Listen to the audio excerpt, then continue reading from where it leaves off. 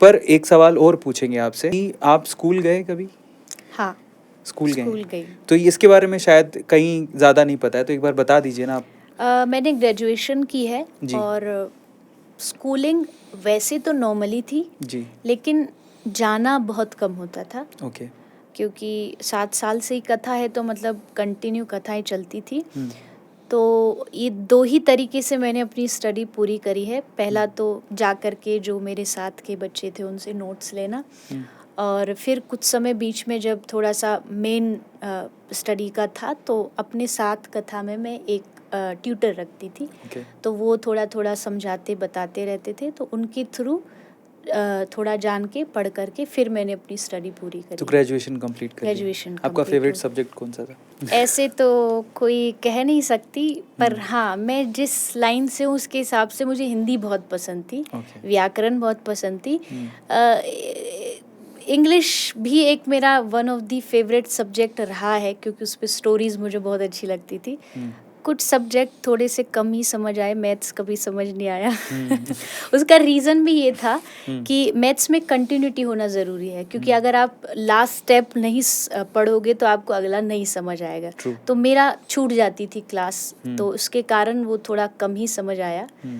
पर हाँ, हिंदी मेरा फेवरेट कह सकते हैं। अगले सवाल पर चलते हैं, यूथ की अगली प्रॉब्लम पर चलते हैं और 2-3 प्रॉब्लम और एड्रेस कर लेते हैं। उससे पहले मैं आपसे सवाल पूछूँगा, आपको कभी गुस्सा आता है? कभी ऐसा इंसिडेंट हुआ है कि हाँ, बहुत गुस्सा आया, गुस्सा आता है आपको? नहीं, मैंने इसका आंसर और भी कई बार दिया है। मैंने हुँ। देखो, हम कोई आसमान से उतर के नहीं आए हैं। हम भी इसी दुनिया में रहते हैं। हुँ। हमारे अंदर भी वही 5 सेंसेस है, हुँ। वही काम, क्रोध, लोभ, मोह सब कुछ है। हुँ। ऐसा नहीं है कि मर गया, ख़त्म हो गया, बिल्कुल भी नहीं। हुँ। खुलेआम ऑन कैमरा है। हुँ।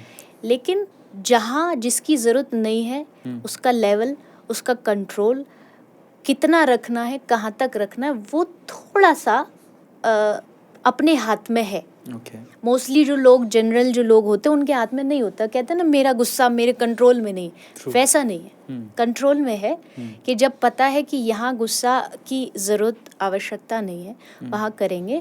और कभी भी एक ऐसा गुस्सा नहीं आता कि जिससे किसी का अहित हो गया, कुछ ऐसा कर दिया कि अरे अब तो इसका रिग्रेट हो गया कि मैंने तो, मेरे से गलती हो गई, अब ये बदला नहीं जा सकता। वैसा ही नहीं है, नॉर्मल चीज़ें हैं, कभी कभी चीज़ें बिगड़ती हैं। इवन आप जब कथा में भी बैठे हुए होते हो, व्यासपीठ पे भी बैठे होते हो, कोई डिस्टर्ब करता है तो एक गुस्सा नहीं पर आता है कि इसको बोला जाए और कहा जाए शांत करो। वो भी है तो एक गुस्से का रूप ही, पर ऐसा नहीं कह सकते कि आप माइक पे जाकर के उसको अपशब्द बोलने लग जाए।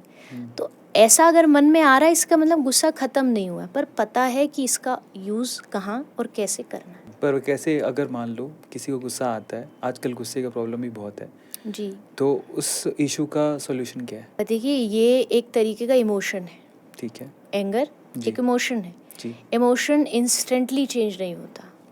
You need to practice that. Practice के लिए आपके पास, जैसे आपने शुरू किया नाम जप, आप नाम जप करिए।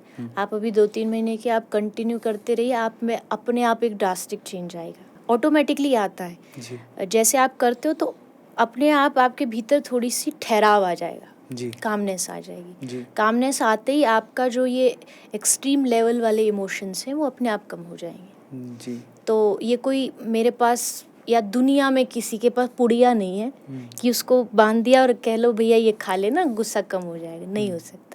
ना कोई ताबीज़ है, ना कोई माला है। ये तो हमारी समझ है। ये इमोशन समझ से ठीक होते हैं। समझ तभी ठीक होगी जब हम अपने जीवन की जो दिनचर्या उसको चेंज करेंगे। अपनी लाइफस्टाइल में थोड़ा सा भक्ति को लाना पड़ेगा। थोड़ा सा रोज़ अच्छी अच्छी चीज़ें सुनो, सत्संग सुनो, भगवान की बातें सुनो, क्योंकि जैसा आप सुनते हो वैसा आप बन जाते हो। अगर आप किसी अच्छे व्यक्ति की रोज़ बातें सुन रहे हो, वो आपको प्रैक्टिस बता रहा है कि रोज़ सुबह उठ करके आपको ऐसे ऐसे स्टेप करने हैं, भगवान की भक्ति करो। फिर सत्संग एक तरीके की एक क्लास है, एक नया जीवन देने की।